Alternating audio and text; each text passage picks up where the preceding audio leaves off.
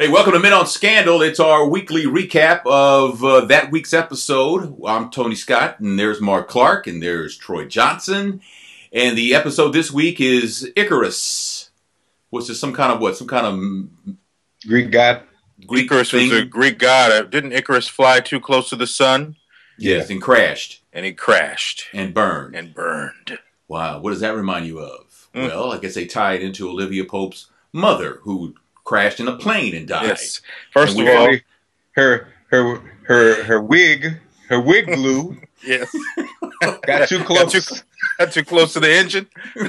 Damn. So now it's her fault. It wouldn't fit. It was her. That was the early day of the wig. They didn't, hadn't perfected it. Speaking of wigs, Candy Alexander. Yeah, man. She can rock a wig. She wasn't on my radar, man. I love Candy Alexander, but was she the only choice? Hey, man. See, I don't know. She's good, man. Tremay's rocking. She got checks. I love her. Yeah. But she had a wig on, and I was like, see. Well, it was the 80s. Or maybe the 80s. Well, I got some comments on this week's flashback. I'll get to those later. Well, okay. Yes. I'll get to those later. Well, let's get to it because, last week it kind of left off with Olivia confronting the president, and this week is where it picked up. And Fitz basically shut her down. And he says, my life is an open book. But if you're asking me about Operation Remington, then, I don't know what you're talking about. I'm the commander-in-chief, baby. Yeah. Man. Yeah. Once again, he goes back to playing her like a side piece. That's a side piece answer? That's the side piece shutdown. That's like, look. He was like, huh? Yes. He pulled the president card. Damn. Yes. I don't remember when the affairs of state are on the line. Oh, he switches it off real quick. Yeah. I don't know what you're talking about. What do you know? Me no speaking English. Yeah. Troy, you mentioned this before. He did like when you're playing with your parents and they get a little too far, and then they shut you down. And no more laughs. Yeah. Hell. It's like you're playing with your kids and y'all laughing, and then your kid says, "You stupid." Right. Who are you talking to? Have some respect. Man. Now they thought, they being Melly and Cyrus, and I guess to some point Fitz, thought that she was coming in to accept the job of running the campaign. Boy, I tell you, they laid the red carpet out, flowers on the... Yay, they were skipping around. Whee! Man. Olivia's coming back. Olivia's coming back. Not so fast. Not so fast. You're welcome. You're welcome. Yeah, and so Melly, they find out that she didn't take the job. She turned it down. And, of course, Melly's back to calling her a whore again. Yeah, it doesn't take long, does it? Man. It's on the tip of her tongue. Ready with that one. Whore. She's got that one on recall, man. It's like a button she can hit. Whore, whore, whore, whore. God, man.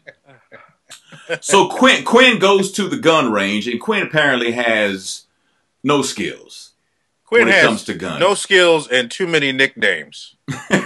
Why you say that? Quinn, Baby Huck, Robin. Baby. If she gets one more nickname, she's gonna have to have her own show.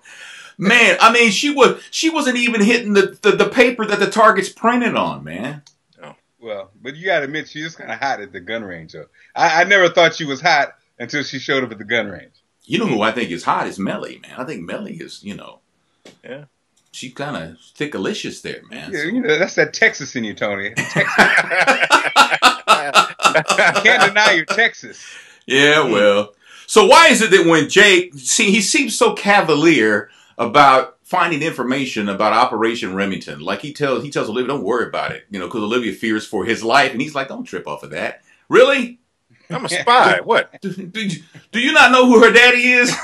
Do you not know who you work for? Same person. He's trying to find his way out, Tony. He's trying to get out. I guess, but that's like being in the mafia. You can't, once you're in, you can't get out, man. Just when I thought I was out, they pulled me back in. They get jumped out. Man, you can't do that. out of the blue, though, this was interesting that Cyrus calls Harrison and put Harrison on the ropes, man. Well, what is that about? He wants Harrison to get Olivia to quit the Josie Marcus campaign, but what does he have on Harrison? What is that about? Salif.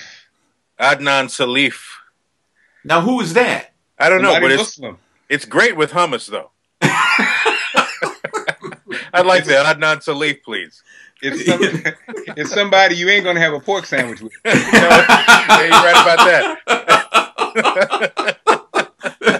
no riblet basket, man. Nothing like that. Oh man, Tony, is there a name that somebody could call that would just, put a shiver down your spine? Like that. He said, I know one for Tony, but we won't go there. I mean, he said Adnan Salif, and his whole thing switched up. He's like, what? I mean, all of a sudden, it was like he got in some cold water, man. They shriveled right up on him, man. Yes. I was in the pool. Well, I mean, I was shocked. I mean, and he says if this guy gets in the country, he's a dead man. Yeah. But he manned up, though. He did man up, though. He did man up, man. Let it be, let it be. Do what you gotta do, son. Let me put on this this regular tie to go see. You notice that he switched the tie. Let me put on this solid tie this meeting, okay? Because I mean business. I'm serious, right, buddy. Solid tie. Man.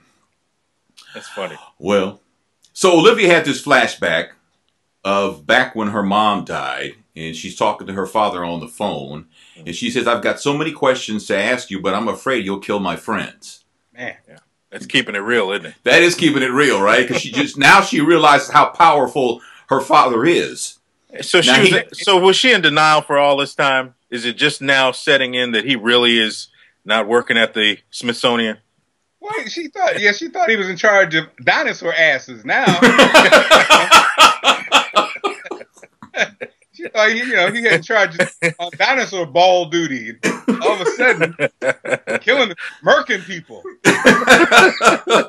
But he did tell her, I will answer one question. Yes. So she asked him a question, then she had the follow-up, and he says, one question.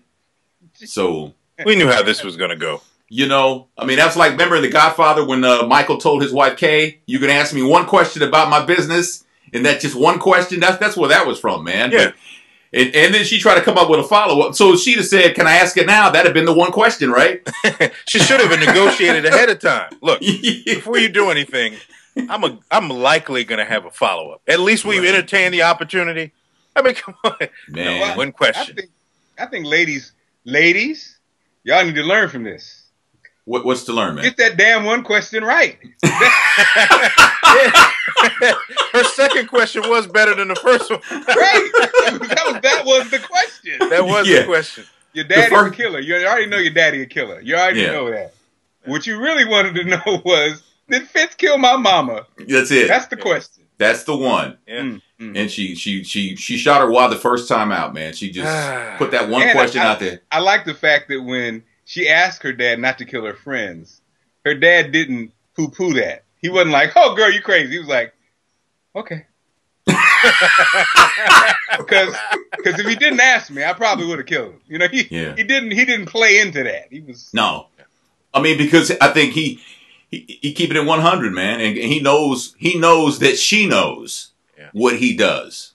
So all the cards are on the table as far as that goes. But she did ask. She should have asked. How would a lawyer have asked that? I mean, she could have doubled up on that one question. Did you or Fitz have anything to do with killing my mom? That would have been good, man. You see? But she broke it down into two questions, and penalty. You got to go to the penalty box. That's too bad. Tony, are you going to go to the flashback? Are you going to go to the flashback? Yeah. Okay. Let's go to the flashback, man. I was just checking because I know Troy saw that. I was like, wait a minute. Oh man, what is that a shag? Did he have a shag? Again? Oh, you talking about Joe Morton? Man, Joe Morton had a little shag. Man, I'm telling you, man, this show, we love the show, right? We love Scandal. Yeah. But these flashbacks are getting out of control. Yeah. They're getting out of control. So this week we got to see Joe Morgan as George Washington Carver. Come on now. It's too much. At least it's historic. I like how he rolled like this too. Like, you're not gonna believe this when I look up. Hey,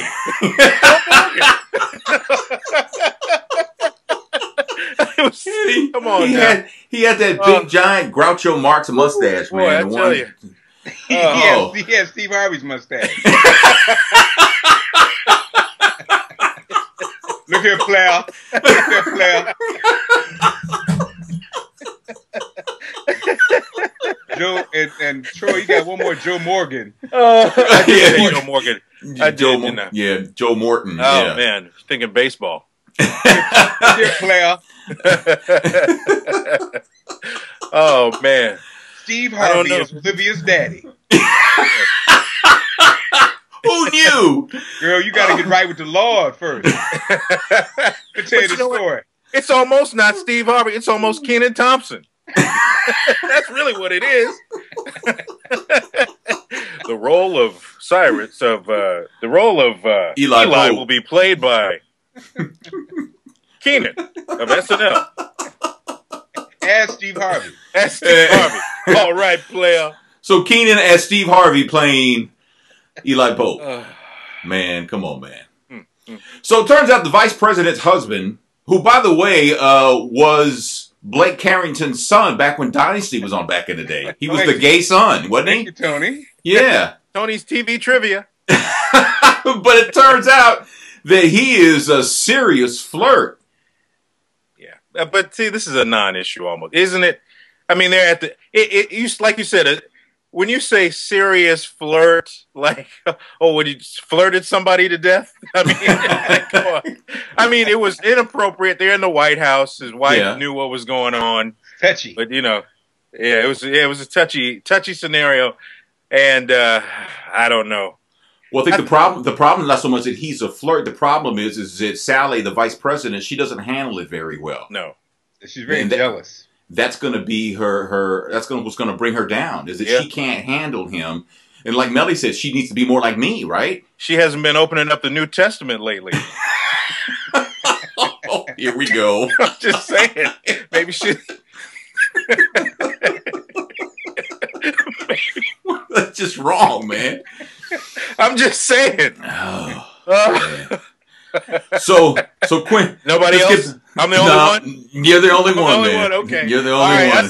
I see, player. I see how straight to hell for Troy.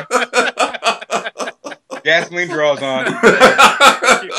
Thank you. Oh, man. So we see that we're back to Quinn's gun skills, but now she gets help. Yeah. And isn't that dude that Huck was going to skin alive or did skin alive early on, like in the first season or something? Yes. Yeah. He's hanging around. He's hanging around, and clearly you could see that he wasn't doing that to be friendly. He was doing that because he's setting her up. They've watered the plant. Yeah. Trying to let it bloom. And now we see that he's working for Eli Pope. Yeah. That's not good. So Eli will not kill your friends, but he will get your friends to kill somebody else. Yeah. Oh, yeah. That's basically it. And the unsuspecting baby Huey. Baby Huck. Baby Huck. Baby Huck, not baby Huey. Baby Huck is what I'm trying to say. So let's get to this Josie Marcus interview. Apparently, Cyrus's husband is the only person in D.C. who can do interviews. Yes, that's right. Right? Yes. He interviewed Melly when Melly was going to bust out, when she did bust out the president and everything. Right. He's the go-to guy in D.C. So now we know this. Yeah. And of course, before the interview, while he's getting ready, Cyrus is trying to steer him in a certain direction, and he don't want to hear it. Mm-hmm. But we get to the interview. Right before the interview, they play her this commercial from one of her opponents, Josie Marcus. You know, a very sexist commercial about her inexperience and the hand that touches. Do you want this hand? You know, going in. You know, that whole thing. You guys saw it. That was from the Hillary Clinton campaign. Playbook. Remember the who's going to answer the phone at 3 a.m. Yeah, exactly. Just like that. Just like that. And when the interview started, Josie went in on everybody, man. Yes. I mean, because I think Olivia Pope finally got through to her, telling her, you know what, being Miss Nice Lady is not going to get you to White House. I like how you'll be president. What did she say? You'll be president of Candyland. She was one cookie away. You know, they're able to get it right. I mean, she went in. She called her grown grandmother a racist. She told James, the guy interviewing her, that this iced tea, that's not my iced tea. Your producer put it there to make it look homey. And you invited yourself into my home. You talk about welcome. Thanks for inviting me to your home. I didn't invite you to my home. You invited yourself. Yes. I mean, there was some truth in that, though. The optics, you know, I thought for those that you know look for another layer, and as we see all kinds of things on television nowadays, that was the truth right there. Yeah, the optics that play into how people are portrayed in campaigns or you know in situations. Yeah, she was right on it with that. Yeah, right on. Troy's political side was he loved that. Well, he was like, yeah, that was good. And early on when you heard Rick James playing, go back on your DVR when you heard that that whole scene with the big dollars. There it is. That's how America works, Tony. Tony, that's what Mark would want me to say. That's how America works right there. Why did the black dude big money donors? Why did the black dude have to represent, like, did he represent death or crime or something? No. He had that line like, I'll be contacting you. Like, we'll be in touch. He was a little stiff on that one too. The acting chops weren't that strong. What was it? Death? It was death? No, what was he? He was like, I forgot what he represented. Guns or something, or I don't know. I don't know. Guns? Guns always white, Tony. Guns, white. He represented like crack or something, like drugs. Damn. Why you gotta be like that, man? Well, somebody's going with me tonight, Tony. Yeah. Come on, Mark. Let's go. Guns, white. Yeah. Prisons, white. Drugs, black. Oh man. So after a white man was doing sugar. Sugar. Yeah, he was doing sugar, right? Corn syrup. Yeah, that should be in the black category.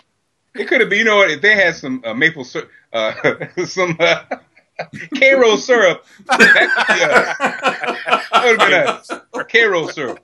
I represent K-Roll syrup money. What about that? No, man. So after the interview, man, the money started pouring in. Yes. You know? And then Josie Marcus' sister figures out that ad was fake.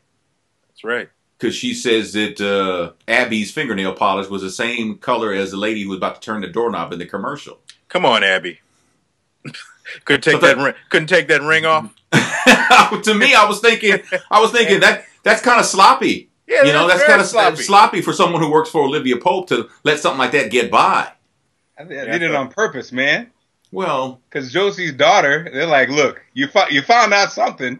Yeah. You missed the whole thing. That's your mama. How about you worry about that? Worry about that. Don't worry about my nails. Worry about your mama. But Olivia did say, "White hat people." She did say that. The wrong nail polish. That's not a white hat move. No, that ain't a white hat move. Well, that's true. I gotta get it right. Yeah. So the president, as it turns out, we find out later because Jake goes to get this information from this girl named Kate who has access to something that he needed, and apparently she wanted him to, you know, pay up in the form of some, you know, grown up stuff. That's the 21st century for you. Just a nonchalant sexual advance. Just nonchalant. Yeah, so I have this coffee. Oh, you want a file? Sure. I'd like you to open this envelope I have. Can you do that for me? How about that? A fair exchange is no robbery. Right.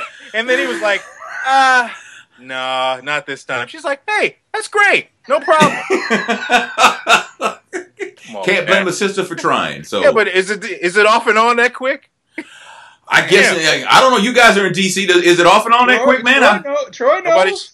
Nobody showed me an envelope. I don't know, Troy. I went to Office Depot too. I didn't. That didn't happen. Didn't happen. No. No. So Jake, she calls and says, "I got your information." So they got to go meet somewhere. What was that, on the dock somewhere, at a warehouse or something? Yeah. And it's always in the dark. Now Jake knows his life's already in danger, and he goes to this dark place to get this information. Yeah. By himself, no less. He didn't take Huck with him. No. Well, it turns out that she really didn't have the information. She was getting ready to kill him. She had a 45 she went under here. Someone else played it for her. Yeah, that's right. Yes. Cloud. Who was that guy? Yeah, well, that's the president's guy, right? Was he a Secret Service agent? I'm guessing he was a Secret Service agent, but because Jake was like, "Why you got your band? You know, why you got your team on me?" Yeah. Later on, they did talk about that. So it was one tap to the head, right? Damn. Going straight through, man. And why do you have an accent? Look in the bag. I did pick up on it. Yeah. Did he have an accent? Yeah, he did have an accent. Where you from? Look at the bag. Yeah. I can see Jake turn around. Where you from? What high school did you go to? Look in the bag. Look what she had. She didn't have nothing in the bag. She didn't have nothing in the bag. No lipstick, just a gun. Just nothing in the bag. Nothing in the bag. Nope.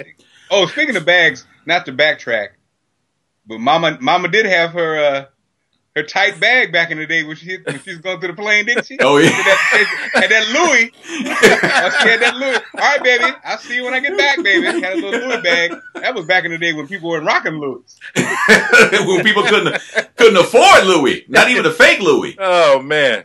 You can rock one if you fly into Switzerland. I think it's safe. That is true. Safe and it was D.C. You're right. It was wealthy D.C. It was wealthy D.C. So Jake meets the president, and they talk about this because, and the president, basically saves his life by putting a detail on him because he figures Eli wants to kill Jake. Yeah. So he puts a man on Jake to look out for him. Now, there has to be a reason why he's doing that because, like we talked about earlier, when your boy takes your side piece from you, we don't take that well. No. So for him to put a detail man, to put a Secret Service agent to protect Jake, he wants something from Jake. He's not trying. He could care less if Jake died or not. The man slept with his mistress. Well, there are two things here that could be in play. Could it be one, Operation Remington has to be under wraps at all costs, no matter what the situation is. Yeah. And then the other thing could be, that's his Navy buddy. Could the Navy relationship, we've been through so much together, could it be stronger than even this, situation where you're trying to bone my lady? I don't know. But there's nothing stronger than that, though. I understand. I'm not saying we're all on the same page. I'm just trying to think, what is he thinking at that particular time? I'm with, and you know what? I think this is the glue that holds this show together because from Olivia, Fitz, and then even this relationship with Jake, I think this is what holds it together in that it's unbelievable, but we believe them, we like them, we go along with it. You know what I mean? If we didn't, I think if you don't connect with them, then you're just like, man, this ain't, but we do connect. So it's kind of like, we're intrigued with the story. And I think that's it. I think that, cause it's like, you're right. I mean, it's almost like, why would he, it does, like you said, Tony, it doesn't really match up because it goes against the guy code. But at the same time, though, Troy, like you said, there is a certain, in certain aspects, especially military, a certain brotherhood that is around and plays. So I think this works. I think it works. Well, but I'm of the belief that, the whole, the bros before hoes thing and all that stuff like that, it doesn't work. It doesn't, once you cross that line and take my woman from me, that's it. That's it. All that goes away. All that is like, because like I said, we don't take that well. And when someone takes our woman from us, we want, because a woman, she may key your car, she may slash your tires, she may go to the woman's job and cuss her out or call her on the phone or create a fake Facebook page, make it look like some kind of whore or something like that. But men, that's just on Tuesday. That's just on Tuesday. But men, we want death. Because that's how we are. We are that way. Though, for the side piece, though, Tony, I don't know for the side piece. Well, there are side piece. There are side pieces, and then there's Olivia Pope side pieces. You know what I'm saying? Well, he's shown a couple times, though. He pulled the president card. I mean, Well, yeah, but my point is, he clearly, you got side piece. He clearly loves this woman. Yes. And would rather be with her than be with his own wife. Well, yeah. So it's a little different. That's what I'm saying. So he comes to the door of her apartment and gets in, and they start talking about it. And she explains to him, because I guess, does he really not know that her mother was on that plane? I kind of got the feeling that he didn't know. I don't know what you're talking about. Yeah, and that was the line. I don't know what you're talking about. He did have the nose sweat and nostrils did give him away that he did not, in fact, know. Well, the nose, you just start getting that nose sweat.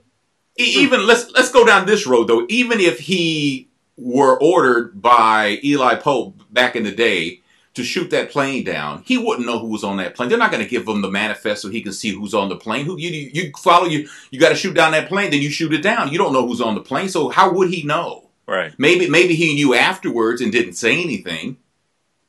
And the trailer for next week kind of alludes to that possibility. Could maybe he passed the test with his "I don't know what you're talking about," and maybe Eli really did give the order, And then I guess the question would be why, Of course, she already asked all her questions, so she can't find out. Yeah, right. Not from her daddy anyway, because she one question. That's it. Yeah. You would think that she would have known better to phrase that a better way, but I guess she did not. So, yeah, well. So that was the episode called Icarus. I bet how many people were screwing that one up today. Yeah. They call that one Icarus. I'm going to name my baby Icarus. When they come up with a new phone. That's right. Icarus. The Verizon. Oh, yeah, the Icarus. iPhone? Icarus.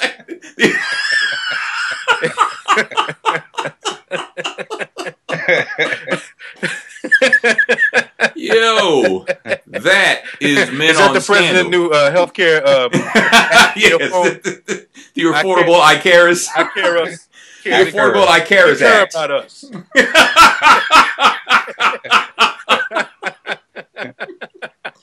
Oh man! Shout out to St. Louis. That's right. I care about us. That's right.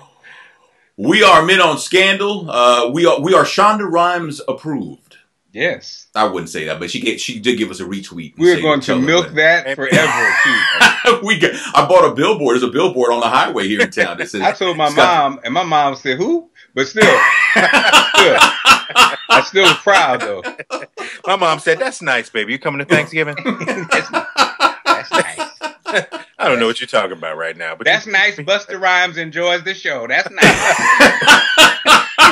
I like that song with Nicki Minaj. That is really tough. Work. That's right. Twerk it. Oh man! So if you don't mind giving us a thumbs up, that would be great. Also, if you would subscribe, that would be awesome. Sharing it, man, that makes it off the hook because we're trying to grow a little something here. So if you could help out by sharing, subscribing, or giving it a thumbs up, it is great. Leave a comment down below, or you can email us comments at menonscandal.com. We will be back next week. So thanks for watching again. I'm Tony Scott. That's Mark Clark, and that is Troy Johnson. Y'all say goodbye. Y'all just gonna look at the cameras. Just good day. I don't know what you're talking about. Thanks for watching Men on Scandal. We'll see you next week. Not a good time.